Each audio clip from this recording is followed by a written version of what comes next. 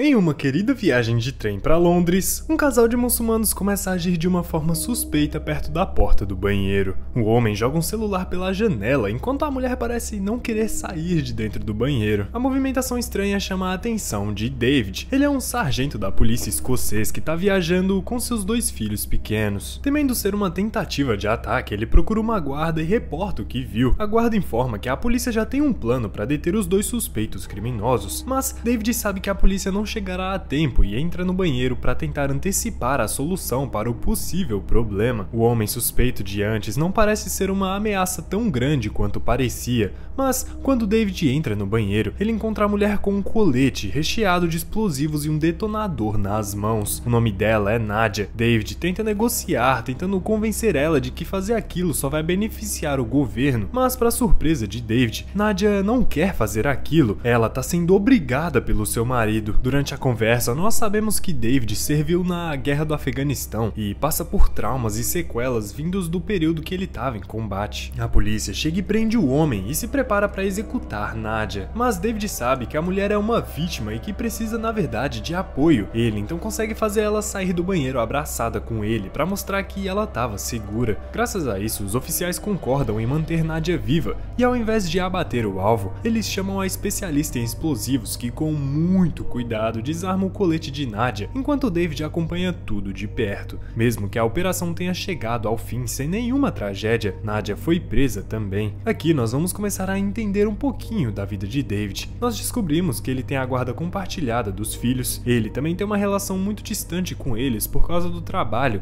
e tenta voltar para sua esposa, que se chama Vicky, que, bom, ela meteu um pé na bunda dele. Em seguida, graças às negociações dele no trem com Nadia, David é contratado para proteger uma política importante. O nome dela é Julia Montage. Ela é a ministra do interior, que em sua campanha para se tornar primeira-ministra, conquistou muitos inimigos ao promover a inversão militar em países do Oriente Médio. David não quer nem lembrar disso. Em seu primeiro dia de guarda-costas da ministra, David começa a ter as suas crises e fica muito paranoico. A crise foi tão forte que ele começa a procurar ameaças até mesmo em sua própria casa. A ministra quase rejeita ele como seu guarda-costas, mas quando descobre que ele evitou a explosão do trem, decide perdoar o tratamento rude, compreendendo que essa atitude super protetora dele, na verdade, é por causa do próprio trabalho. Quando Julia estava prestes a participar de uma entrevista, sua jovem assessora, chamada Channel, derruba café na roupa da ministra acidentalmente. David, em um impulso, empresta sua camisa para ela. Ao retornar à sede, David é convocado de emergência, e enquanto vai ao escritório da sua chefe, ele é obrigado a esperar. Aquela espera angustiante traz lembranças amargas de quando ele estava no Afeganistão. Ao chegar, ele descobre que Channel acabou de ser demitida por Julia, e ele é ordenado a manter ela longe. Aos poucos, David vai conquistando a confiança de Julia, mas quando David vai pegar as crianças na casa da sua ex-esposa, ele acaba descobrindo que ela tá apaixonada por outro cara. Por causa da reação dele, Vic fala para ele procurar uma ajuda psicológica. Enquanto isso, Channel, agora uma assistente desempregada, se encontra com uma repórter para confessar a verdade sobre a pessoa horrível que Julia é, mesmo sem ter provas concretas para acusar a sua ex-chefe. Agora voltamos com David se reunindo com Andy, um amigo com quem ele serviu na guerra, embora ele esteja profundamente desapontado por ele trabalhar para os políticos. Um dia, Julia recebe informações confidenciais sobre um possível ataque em uma escola em Londres, justamente naquela onde os filhos dela frequentam. Possivelmente algum infiltrado descobriu a informação e quer afetar ela de alguma forma. Ela age rapidamente e quando chega a hora, a unidade antibombas detecta um caminhão branco suspeito indo em alta velocidade em direção à escola. Rapidamente as crianças se protegem, enquanto um carro da polícia se coloca no caminho para atirar nos motoristas do caminhão. Feito isso, os policiais se aproximam para confirmar se conseguiram neutralizar o ataque, mas infelizmente um deles ainda está vivo e consegue detonar a bomba. A explosão leva 3 policiais para a vala e fere os outros. Assim que ele soube da operação, David foi informado de que a sua esposa e filhos também foram levados para um abrigo e ele iria trabalhar em outra função, porque seria muito perigoso que ele continuasse com Julia. Embora também deva viver no abrigo, Vic tem dificuldade em aceitar isso com medo de serem atacados novamente. Por outro lado, Julia repreende Anne, a comandante da unidade antiterrorista da polícia, que pode ter um infiltrado no meio dos próprios agentes dela. Portanto, ela prefere confiar no serviço de segurança liderado por Stephen, que é muito mais radical do que a polícia. Pouco depois, David recebe a notícia de que Julia presenteou o filho de David com uma matrícula na escola especial que procurava esperava e que também transferiu ele como seu guarda-costas. De volta ao trabalho, David vigia Julia o tempo todo. O convívio deles fica ainda mais forte, tanto que ela convida David para um jantar depois do expediente. Em outro dia, durante um passeio rotineiro, um franco-atirador elimina o motorista de Julia, obrigando David a assumir o volante para estacionar enquanto as balas tentam penetrar no metal blindado. O susto foi grande. Julia tá bem, mas assustada com esse atentado, é claro. David pega a mão de Julia, tentando acalmar ela enquanto espera reforços. O ataque continua. David sai do carro e localiza o atirador. De volta ao carro, ele coloca a marcha no R de rapidão, para eles se protegerem de mais tiros. David consegue dirigir até o prédio onde o atirador tá. Já no telhado, David pega o agressor de surpresa, embora acaba se surpreendendo ao descobrir que o atirador é ela, Andy, que afirma que alguém deve estar com Julia e então ela dispara contra a própria cabeça. David começa a sentir uma dor insuportável. Ele volta para o carro mesmo sentindo uma dor imensa, mas pelo bem do seu trabalho, ele se recusa a admitir que conhecia Andy. Traumatizada com o incidente, Julia pede para David para fazer companhia para ele. Durante a estadia dos dois, ela desabafa sobre o mau desempenho de Anne, que conteve reforços no ataque. David toca a mão dela e eles acabam tendo uma breve conexão. Logo, dá para saber que os dois aproveitaram a noite como se não houvesse amanhã, depois de uma supimpada nervosa. Mas houve amanhã. Os dois acordaram envergonhados por causa da noite anterior. Na sede da polícia, David é questionado pelos seus superiores, Lorraine e Porran. Porran. Como é que é seu nome? Porran. Eles querem saber por que a Julia tá ocultando informações deles e agindo de uma forma bem prudente. Na verdade, eles estão querendo fazer de David um informante. E embora ele recuse, logo ele parece mudar de ideia quando eles falam que Julia já sabia do ataque à escola dos seus filhos. De qualquer forma, ao ficar perto de Julia outra vez, David não resiste a ter outro caso íntimo. O engraçado é que a Julia se interessa pelas cicatrizes da guerra dele, ao que ele responde que nunca quis realmente ser soldado, mas sim um médico, mas nunca soube como iniciar essa carreira. Acho que o bagulho dele mesmo era atirar. Ao receber a visita de Stephen, David ouve a conversa do outro lado com os microfones especiais emitidos pela polícia. Julia pergunta ao homem se ninguém descobriu o suposto acordo, o que chama a atenção de David. Ao sair do prédio, ela finge ir ao banheiro só para ter mais um momento a sós com nosso querido David, ressaltando que ele jamais deixaria que ela a machucasse. Só que dessa vez, David percebe que estava sendo manipulado. Ao voltar a falar com Lorraine, David se nega a dar informações sobre Julia com medo de ter sua família retirada do refúgio. Dois detetives aparecem para interrogar ele. Eles falaram com Andy momentos antes dela atentar contra a própria vida. Eles acham isso bem estranho. Mais tarde, nosso querido David percebe que a Julia tá falando com Longcross, que é um homem misterioso que entrega alguns tablets com documentos confidenciais para ela. Julia continua as suas reuniões confidenciais com Stephen no escritório e David acaba ficando fora. Então ele começa a ficar bem desconfiado. Afinal, ela já partilhava de tantas coisas íntimas com ele, né? Julia parece estar seduzindo ele para algum propósito. E ele, talvez por ingenuidade ou por querer entrar no jogo dela, aceita ser usado. Mas de repente ele rouba o tablet para saber o que estava acontecendo. Em outro momento, Julia se apresenta na Câmara dos Deputados com um projeto chamado RIPA 18. Esse projeto diz que vai dar mais poder para vigiar as ações dos cidadãos comuns com a desculpa de rastrear possíveis ameaças. Mas a verdade só vai dar poder para ela. Ela sabe que é fácil comprar os políticos, mas precisa agora enfrentar o povo, que já começa a se manifestar contra o projeto. Os segredos de Julia começam a fazer David ficar paranoico por causa das suas crises. Ele chega a agredir ela em uma noite enquanto eles dormiam juntos. Julia se tranca no quarto enquanto implora para ele buscar uma ajuda profissional. Depois de algumas conversas, Julia acaba dizendo a David que quer ele por perto por gostar do jeito que é tratada por ele. Quanto aos segredos, é coisa de trabalho e não tem nada a ver com ele, e se ela comentou alguma coisa confidencial é porque ela tá agindo de maneira imprudente. A informação procede com aquela que Lorraine deu. David entende, mas logo fica paranoico de novo quando o novo assistente da Julia aparece. O nome dele é Tahir. Caramba, só nome esquisito, né? Uma vez, enquanto discursava em um auditório, Julia sofreu um atentado. David percebe e tenta evitar, mas não consegue. As bombas explodem e consomem todo o local. David, cheio de cinzas, abre o caminho para as vítimas e tenta encontrar Julia entre os escombros. O país fica em choque absoluto, porque isso significa que o atentado foi fácil. Sherman e Raven são designados para o caso, porque eles têm certeza que o agressor estava relacionado a Andy, que a princípio acreditou que a pasta de Tahir era a bomba, mas pelo menos menos eles veem um vídeo da explosão ocorrer e percebem que não veio dele. A investigação segue sem nenhuma resolução, então eles devem examinar todas as pessoas próximas de Julia, especialmente David, que é interrogado por ter saído do auditório segundos antes do ataque. As suspeitas são de que a ministra já sofreu 2 ataques desde que o David assumiu o trabalho. O comandante Hand se encontra com Mike, o ministro substituto e serviço de segurança, para informar que até agora o único suspeito do atentado permanece sem provas concretas contra ele. Com toda essa reviravolta louca, o quadro de saúde de Julia acaba piorando e David é tido como o principal suspeito. Mesmo que não tenha qualquer prova contra ele, ele era a pessoa mais próxima de Julia e isso obviamente pesou. Afinal, era necessário encontrar qualquer santo para assumir a culpa pelo atentado. Imediatamente, Vic leva ele para o refúgio para passar tempo com os filhos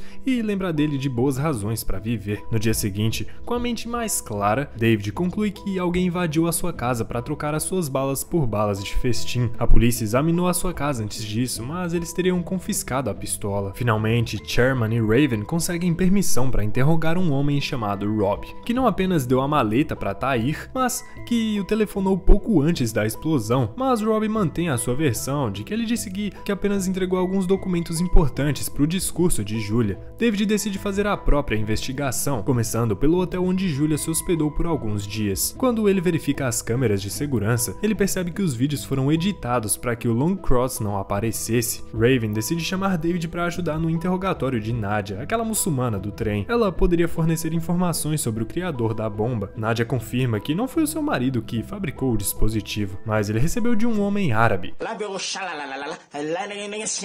Eles então mostram várias fotos de suspeitos, incluindo Tahir, mas ela não reconhece nenhum. Os investigadores concluem que a bomba não estava na maleta como eles pensavam, mas na verdade sempre teve plantada embaixo do palco em um container que a tornava indetectável para cães farejadores. A única maneira de ativar ela era com uma placa de pressão que Tahir pisou sem querer. Pelo menos David é descartado como suspeito. Enquanto investigam as gravações de segurança do auditório, a polícia percebe que faltam fragmentos do vídeo, como o David tinha falado. Raven concorda em ouvir ele e eles fazem um retrato falado desse tal Long Cross em um programa de reconhecimento facial. Eles também fazem um retrato de Andy. No interrogatório seguinte com Nadia, Rayburg mostra o rosto de Andy, mas ela não reconhece. Mas quando Long Cross é mostrado, Nadia confirma na hora que era ele o cara do explosivo. David analisa as anotações do conteúdo que ele viu no tablet, que se tratava de atos ilegais cometidos por políticos importantes, incluindo o primeiro-ministro. Ao buscar cada elemento em um cybercafé duvidoso, David chama a atenção de um veículo de segurança onde ele vê Long Cross. O próximo passo é encontrar esse tablet, e a última pessoa que vasculhou os pertences de Julia enquanto ela estava no hospital foi o seu ex-marido Roger. Ele é um político leal ao primeiro-ministro. No entanto, Roger se recusa a colaborar na investigação de David. Portanto, o guarda-costas confronta outro suspeito, Rob, que enviou Tahir para ser finalizado no palco. Embora fosse apenas uma teoria, David o ameaça para que confessasse a verdade à polícia. Rob afirma que se sentia excluído por Julia quando ela começou a se reunir com os agentes de segurança. Eles suspeitavam que ela estava tentando se lançar como primeira-ministra. Para evitar isso, Rob recebeu ordens para manipular o seu discurso e envergonhar ela, usando Tahir como mensageiro. Embora nenhum deles esperasse que isso terminasse assim, isso explicava muita coisa, mas para a infelicidade de David, seu relacionamento íntimo com Julia foi revelado por Long Cross, que plantou um microfone em seu quarto de hotel. Sem outra opção, David confessa o romance proibido a Vic, que já sabia graças a um agente que interrogou ela e que também queria saber se David tinha pertences pessoais de Julia. O agente em questão era o próprio Long Cross. David se encontra com Channel em uma cafeteria após uma breve conversa. Ela está sendo perseguida pela mesma van do dia que foi demitida, dirigida por Luke, um poderoso chefão do crime. Diante disso, David acredita que o mundo do crime também pode ter sido cúmplice do ataque a Julia, já que seu projeto de maior vigilância os teria prejudicado muito. No entanto, ele é convocado às pressas por Lauren, que o suspende definitivamente do serviço e retira a sua arma, já que Tom, um colega, a alertou de que David não estava bem da cabeça. Claro, essa parte não foi revelada a ele pelo guarda-costas, que aponta Rayburg como uma fofoqueira. Decidido a continuar completamente por conta própria, David vai para o apartamento de Julia e encontra o tal tablet dentro de um retrato. Em seguida, esconde ele no banheiro da sua casa. Por sua vez, Chairman inicia uma investigação sobre Luke, mas sendo um criminoso tão influente, ele teme que durante todo esse tempo ele tenha tido um oficial de alto escalão infiltrado na organização. Voltando a David, ele aceita um convite da Channel para um clube, mas acaba sendo uma armadilha para levá-lo até o Luke. Luke. Quanto ao caso de Andy, Rainborg encontrou umas informações sobre a sua amizade com David durante a Inglaterra. Para piorar as coisas, eles os viram em uma câmera de segurança entrando no apartamento de Julia em busca do material confidencial. Então eles deduzem que David sempre foi o espião de Luke, embora estejam mais enganados do que nunca, pois agora mesmo David foi jogado em um esgoto com um colete explosivo semelhante ao de Nadia. Se ele soltar o detonador do dedo, vai tudo pelos ares. Depois de se cobrir com um lençol, David vai pra rua para pedir um telefone, mas as pessoas evitam ele ao ver ele como um vagabundo. No entanto, uma senhora concorda em ligar para o 911, que é a polícia, né, 190 de lá. Mas isso só acaba revelando a sua localização para a polícia, que vem em massa para prender ele. Claro, seu colete explosivo não ajuda a provar a sua inocência. Embora David seja muito cooperativo para deixar claro que ele não é uma ameaça, eles rapidamente entram em desespero quando Lorraine nega os seus argumentos, apontando que escondeu a sua conexão com Andy e participou do assassinato de Julia. Apesar de ele continuar exclamando que teve que mentir sobre Andy, David continua explicando, deixando claro que Channel armou uma armadilha sob as ordens de Luke, que está usando ele para que o crime organizado não seja culpado. Além disso, David aponta que foram os criminosos que entraram em seu apartamento e trocaram suas balas por balas de festim. Caso tentasse buscar justiça por conta própria, essas palavras parecem convencer Chairman, que deseja analisar essas balas em busca de amostras de DNA dos homens de Luke. Agora, Rainborg acredita que ele continua mentindo, jogando em seu rosto sua intrusão no apartamento de Julia. Embora David diga que teve que se antecipar ao serviço de segurança assim que revelou a localização do tablet, o diretor do serviço de segurança, Stephen, que estava assistindo a tudo através de câmeras, envia Lone Cross para pegar o dispositivo. Lá, Lone Cross é atacado por um spray de gás de pimenta automático, já que era uma armadilha de David para provar à polícia que o serviço de segurança é corrupto. Um ponto a favor para o protagonista, mas ele ainda tem um colete que poderia explodir se algo desse errado, lembra? Então ele pede para conversar com a sua esposa, pedindo desculpas pelos problemas em seu casamento e por assustar ela com seus traumas de guerra. Feito isso, um especialista em desarmamento de bombas se aproxima para ajudar ele. Embora ele tenha acabado de chegar, Han ordena que todos se afastem, já que não acredita nessa história do David. Antes dessa mudança tão repentina, Chairman deduz que Han na realidade é a infiltrada do Luke, mas sendo a sua chefe ele não pode acusar ela, né? De repente, Vicky evita os policiais para ficar ao lado de David para que não atirem nele. Dessa forma, os policiais concordam em seguir ele até a sua casa, onde David entrega o tablet e as balas de festim que comprovariam a participação do serviço de segurança junto com o mundo do crime. Em seguida, ele solicita orientação assistida por um robô para desarmar um colete por conta própria, sem arriscar a vida do especialista. Com muito cuidado, ele consegue retirar o dedo do detonador e cobri-lo com uma peça. O próximo passo é fazer uma ponte entre os fios do colete para cortar a fonte de energia. Agora só resta um fio a ser cortado. Um fio que poderia matá-lo, salvá-lo. Felizmente tudo correu bem, mas não há tempo para comemorar, pois David sai correndo para escapar da polícia, já que o único suspeito preso, Lone Cross, acabou de ser libertado por Stephen. A primeira coisa que ele faz é invadir o local de Channel, ameaçando para que ela diga a Luke que o seu agente infiltrado está prestes a confessar. Luke cai na armadilha e se apresenta na casa de Lauren, que durante todo esse tempo foi a sua infiltrada na polícia. Imediatamente, David intercepta eles, ambos apontando uma arma para Luke e fazendo ele confessar que planejou o complô do assassinato de Julia. Ao ouvir isso, David luta para não puxar o gatilho, mas acaba se controlando.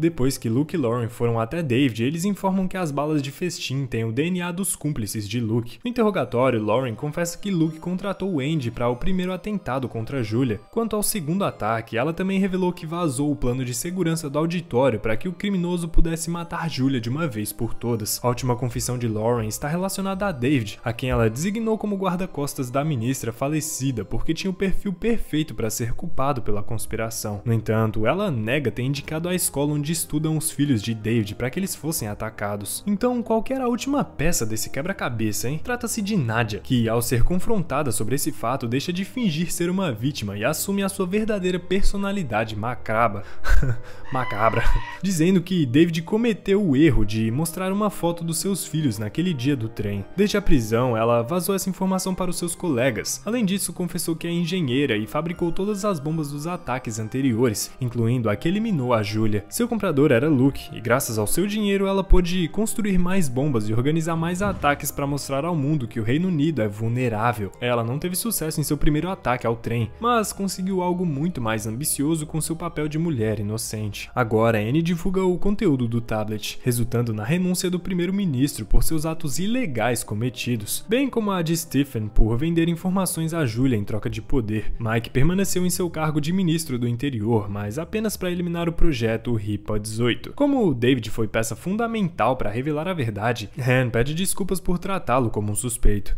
e como recompensa, dá para ele acesso a um psiquiatra para tratar os seus traumas. Tempos depois, vemos ele levando seus filhos de férias, embora haja espaço no carro para mais uma pessoa, Vic. Esse foi o recap da minissérie de 2018 chamado Bodyguard. Espero que vocês tenham gostado, curta aí, se inscreva para mais vídeos como esse vídeo deu muito trabalho, então dá um like aí que não apeste. Minha nota é 8. Obrigado por assistir, clica nesse vídeo que tá aparecendo para você aí, um grande abraço e até o próximo recap.